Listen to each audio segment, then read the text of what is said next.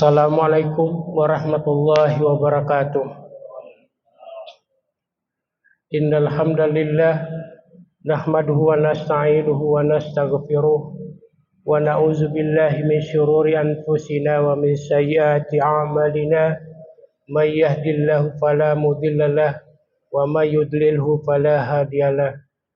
Asyhadu an la ilaha illallah wahdahu la syarikalah wa asyhadu anna Muhammadan abduhu wa rasuluhu la nabiyya ba'dah. Allahumma salli ala Muhammad wa ala ali Muhammad.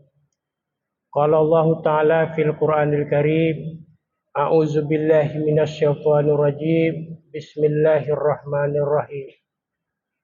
Ya ayyuhalladzina amanu kutiba alaikumus syiyam kama kutiba 'alal ladzina min qablikum la'allakum tattaqun. Shadaqallahul azim. Hadirin jamaah salat Isya dan Tarawih Masjid Agung Al-Mujahidin yang saya hormati dan muliakan. Tidak ada kata yang pantas kita ucapkan malam hari ini selain memanjatkan puja dan puji syukur kehadirat Allah Subhanahu wa taala atas limpahan karunia rahmat dan nikmat-Nya yang begitu banyak diberikan kepada kita. Terutama nikmat iman, nikmat Islam, nikmat sehat walafiat serta nikmat panjang umur. Dan dengan nikmat itu alhamdulillah malam hari ini kita bisa hadir di tempat ini dalam rangka melaksanakan kewajiban kita, yakni salat Isya berjamaah. Dan insyaAllah rangkaian amal ibadah kita lanjutkan dengan salat tarawih dan ditutup dengan salat witir berjamaah malam hari ini. Kami berdoa semoga seluruh rangkaian amal ibadah kita diterima oleh Allah Subhanahu wa taala dan dicatat sebagai amal kebaikan. Salawat dan salam kita limpahkan kepada junjungan kita Nabi Muhammad sallallahu alaihi wasallam yang sungguh-sungguh telah berjuang mengeluarkan umatnya dari syirik kepada tauhid, mengeluarkan umatnya dari kufur kepada iman, mengeluarkan umatnya dari alam jahiliyah menjadi alam Islamiyah. Dialah junjungan kita Rasulullah sallallahu alaihi wasallam yang sungguh-sungguh telah berjuang mengeluarkan umatnya minadz zulumat ilan nur, dari dunia yang penuh kegelapan dan kesesatan, telah merubahnya ke cahaya terang benderang yang penuh dengan keselamatan dan kebahagiaan melalui agama kita ini, yakni al-Islam. Hadirin jemaah Masjid Al-Mujahidin yang kami hormati, sebelum saya menyampaikan sedikit ceramah Ramadan pada malam hari ini, kami atas nama Yayasan Masjid Agung Al-Mujahidin mengucapkan selamat datang kepada para hadirin dan hadirat yang hadir pada malam hari ini walaupun dalam suasana hujan.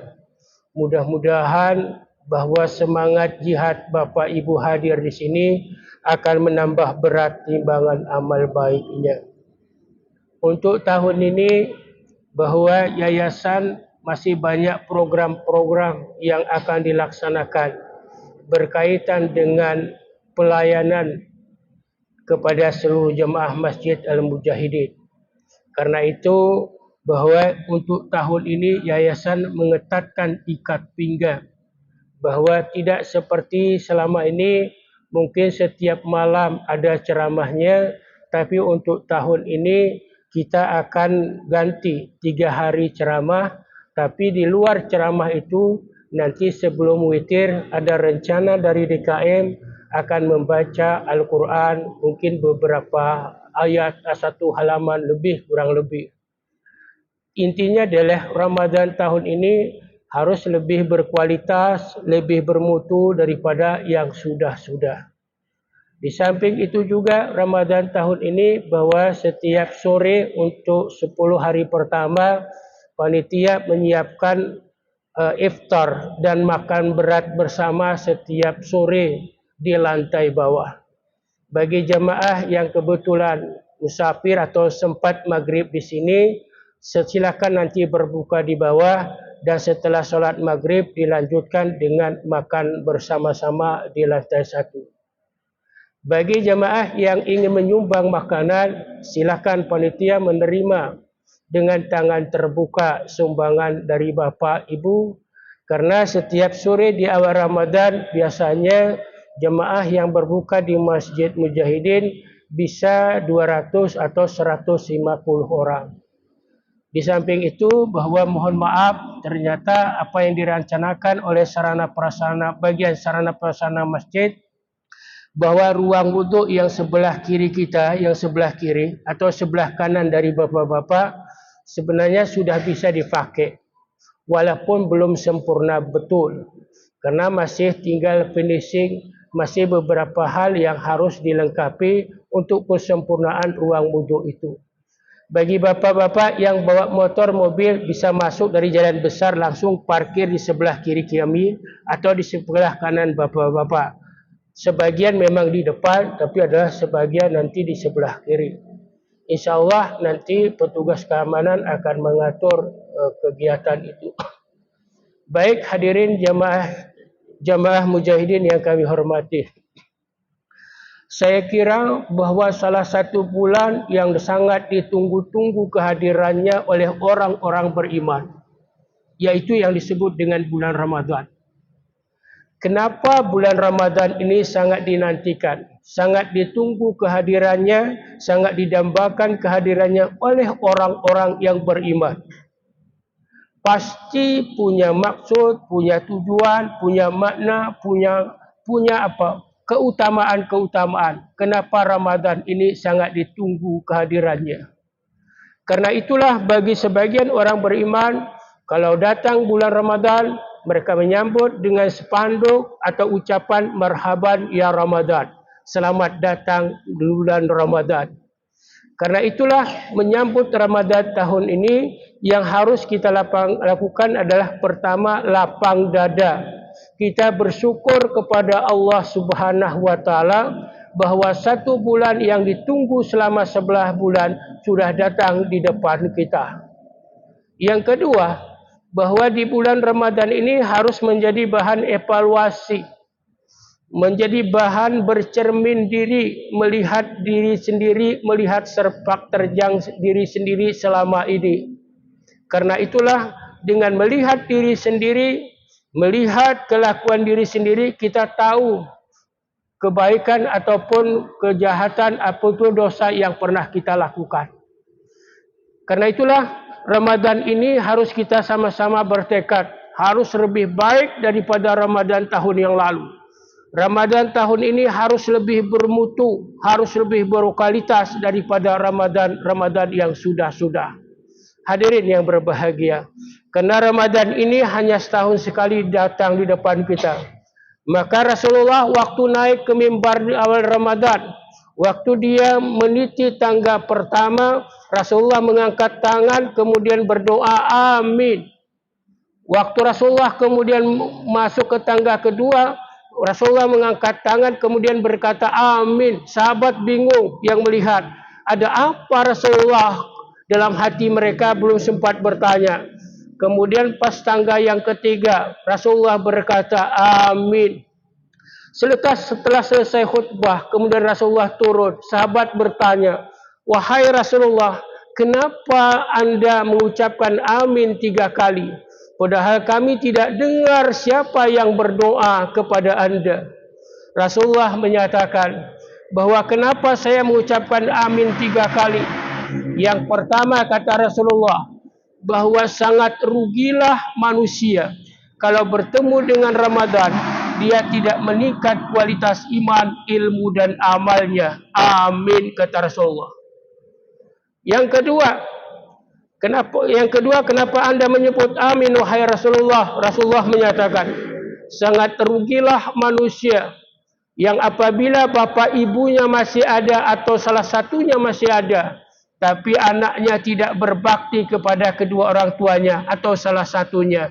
Amin kata Rasulullah SAW. Yang ketiga, amin yang ketiga apa itu Rasulullah? Sangat rugilah manusia, kata malaikat Jibril, bahawa tatkala disebut namamu, nama Nabi Muhammad SAW, dan pengikutnya tidak mengucapkan selawat Allahumma salli ala Muhammad wa ali Muhammad. Amin, kata Rasulullah sallallahu alaihi wasallam. Hadirin yang berbahagia, kita yang sudah dipertemukan Allah dengan bulan Ramadan ini, yang disebut banyak keutamaan dan banyak berkah yang kita dapatkan. Di antara berkah yang kita dapatkan adalah yang pertama, bahwa bulan ini adalah bulan awal turunnya Al-Quran. Nanti bisa dilihat dari surat Al-Baqarah juz 1 183 sampai 186, di mana Allah mewajibkan puasa ini khusus orang-orang beriman. Dan ternyata puasa yang kita lakukan ini telah dilakukan oleh para nabi, para rasul sebelum Rasulullah SAW. Dan tujuan yang ingin dicapai dari puasa yang benar ini adalah la'allakum tattaqun. Hadirin yang berbahagia, seorang ulama besar yang bernama Muhammad Saltut dalam bukunya Akidah wa Syariah, dia menyebut setidaknya ada 3 model orang yang berpuasa. Puasanya orang awam adalah puasanya yang mereka menahan lapar dan haus sejak terbit fajar sampai terbenam matahari. Hanya itulah yang dilakukan. Itu puasanya orang awam, orang-orang belum terdidik yang tidak punya ilmu. Puasanya orang yang kedua adalah orang yang berpuasa sejak terbit fajar sampai terbenam matahari, tapi omongannya masih tidak bisa dikendalikan. Dalam bahasa kita mungkin sering disebut adalah mereka ibadahnya tekun tapi maksiatnya rajin. Jadi antara kebaikan dan keburukan itu menyatu dalam perilaku hidupnya. Puasa tidak berpengaruh dalam hidupnya. Tapi puasa yang diinginkan, kata Muhammad Saltut, yang diinginkan oleh Islam adalah mereka bukan hanya puasa sejak terbit fajar sampai terbenam matahari, tapi juga mereka mampu mempuasakan lisannya untuk tidak bicara sesuatu yang tidak ada manfaatnya. Di bulan Ramadan mereka mampu mempuasakan matanya untuk tidak melihat hal-hal yang maksiat. Di bulan Ramadan mereka mampu mempuasakan tangannya untuk tidak mengambil sesuatu yang bukan menjadi miliknya dan haknya. Di bulan Ramadan mereka mampu mempuasakan kakinya untuk tidak berjalan ke tempat-tempat yang maksiat. Dan di bulan Ramadan hatinya bersih karena selalu terpaut dengan Allah Subhanahu wa taala. Karena dia merasa muraqabah, sangat dekat dengan Allah dan diawasi oleh Allah Subhanahu wa taala. Di antara 3 model orang yang berpuasa ini, kira-kira kita masuk golongan yang mana? Saya tahu dan percaya bahwa kita yang sanggup menjawabnya. Puasa model pertama, kedua ataupun ketiga. Puasa yang ketiga ini adalah puasa yang diterima oleh Allah Subhanahu wa taala. Puasa yang model pertama dan kedua, kata Nabi, kam min saimin laisa lahu illal ju' wal atas. Berapa banyak orang-orang yang berpuasa tapi mereka tidak mendapatkan pahala apa-apa dari puasanya kecuali lapar dan haus. Hadirin yang berbahagia, mudah-mudahan kita di tahun ini puasanya lebih berkualitas, lebih bermutu, dan seluruh anggota tubuh kita mampu mempuasakan, dan puasa itu selalu dikontrol oleh Allah Subhanahu wa taala. Yang kedua, puasa ini bagi orang Islam adalah obral pahala. As-sawmu li wa ana zibih, kata Rasulullah dalam hadis qudsinya. Itu firman Allah yang disampaikan oleh Rasulullah sallallahu alaihi wasallam. Berpuasalah engkau karena akulah yang akan memberikan ganjaran pahala kepadamu. Dalam hadis sahih ada 2 berkaitan dengan puasa dan malam puasa.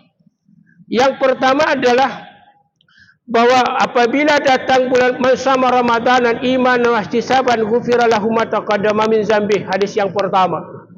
Barang siapa yang betul-betul berpuasa bulan Ramadan, puasa yang berkualitas, bermutu dalam pandangan Allah Subhanahu wa taala, dan puasanya semata-mata mencari ridha Allah Subhanahu wa taala, maka ganjaran bagi mereka adalah ghufira lahu ma taqaddama min dzambi. Maka mereka akan diampuni dosa-dosa yang lalu. Tapi syaratnya puasanya karena iman, puasanya karena mengharapkan keridaan Allah Subhanahu wa taala. Yang kedua, man qama ramadhana imanan wa ihtisaban ghufira lahu ma taqaddama min dzambi. Barang siapa yang berdiri tegak, artinya barang siapa yang solat malam di bulan Ramadan, maksudnya salat tarawih, hadis Aisyah, maka ghufira lahu ma taqaddama min zambi, maka puasanya, maka salatnya dan puasanya akan mendapat ganjaran dari Allah, dan juga dosanya bisa dihapuskan. Syaratnya adalah mereka melaksanakan salat baik yang wajib maupun yang sunnah selama bulan Ramadan. Yang sunnah akan menghapuskan dosa-dosa kecilnya, dan kemudian yang wajib, apalagi yang wajib dilakukan secara berjamaah. Kalau itu betul-betul dilakukan, baik puasanya bermutu, baik solatnya bermutu, baik yang wajib maupun yang sunnah. Karena yang disunnah di bulan Ramadan sama dengan dihukumi wajib oleh Allah, pahalanya sama dengan pahala wajib. Karena itulah hadirin yang berbahagia, kita harus bertekad di Ramadan ini bahwa puasa kita bermutu, kemudian salat malam kita tuntaskan sampai akhir Ramadan. Yang ketiga di Ramadan ini adalah Allah mengobrol pahala, menghapuskan dosa-dosa. Barang siapa yang ingin bertobat, memperbaiki diri bulan Ramadan ini, maka amal-amal kecil akan dilipat gandakan pahala. As-saumu li wa ana azibih. Hendaklah engkau berpuasa karena akulah yang akan memberikan ganjaran pahala kepadamu. Di luar Ramadan, satu kebaikan yang kita lakukan falahu asyru amsalihah, maka Allah akan lipat gandakan 10 lipat kali kebaikan. Tapi di dalam Ramadan, satu kebaikan yang kita lakukan, bahwa Allah akan ganti dengan 70, bahkan ada ulama yang berkata sampai 700 lipat kali kebaikan yang diberikan Allah hanya di bulan Ramadan. Karena itulah rugilah orang-orang yang di dalam bulan Ramadan ini tidak mengambil kesempatan dengan sebaik-baiknya adalah untuk melipat gandakan seluruh amal-amal, baik amal wajib maupun amal-amal sunnah. Hadirin yang berbahagia, melalui kesempatan ini pula kami mengajak kita semua, mari kita sama-sama memakmurkan masjid ini. Karena pengurus bertekad bahwa kami ingin memberikan pelayanan yang terbaik kepada jemaah. Walaupun di sana sini masih banyak kekurangan, insyaAllah dengan kebersamaan kita bahwa kedepannya masjid ini akan lebih semarak dan lebih makmur lagi. Ini harapan kita. Karena itulah bagi bapak dan ibu kalau ingin solat malam, itu ruang wuduk dan WC terbuka 24 jam. Walaupun awal-awalnya 2 minggu pertama kita buka listrik, buka masjid 24 jam terang benderang. Mulai dari jam 6 sore sampai jam 6 pagi terang benderang. Kita harapkan jamaah bisa hadir itikaf, bisa hadir berzikir, bisa hadir salat malam, ternyata belum tercapai. Dan kemudian kita evaluasi bahwa ternyata listriknya sangat boros. Akhirnya terjadi kemudian kebijakan baru. Listrik jam 9 dimatikan, kemudian sampai setengah 4 baru dihidupkan kembali. Tapi bagi para bapak dan ibu yang ingin itikaf di masjid, monggo. Yang ingin mengkhatamkan Quran di masjid, monggo. Yang ingin zikir di masjid, terbuka masjid ini. Masjid ini adalah milik kita semua, milik kita sama-sama. Dan kita jaga bersama-sama. Kita urus bersama-sama dan kita biayai bersama-sama. Ini harapan kami semua dari pengurus sekarang kepada para jamaah. Hadirin yang berbahagia, sekali lagi kami ucapkan selamat menunaikan ibadah puasa. Mudah-mudahan puasa kita, amal ibadah yang lainnya lebih baik daripada yang sudah-sudah. Mohon maaf atas segala kekurangannya. Billahi taufiq wal hidayah. Wassalamualaikum warahmatullahi wabarakatuh.